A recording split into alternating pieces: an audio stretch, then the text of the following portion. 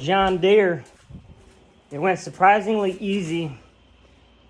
I already got one done, so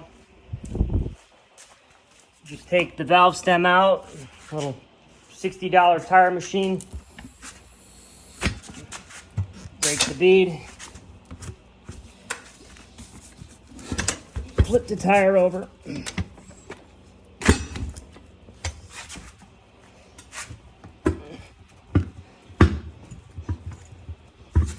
Ouch.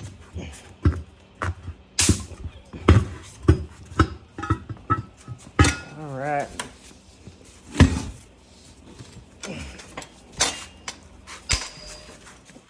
Now, just got to use pry bars and this to get it off.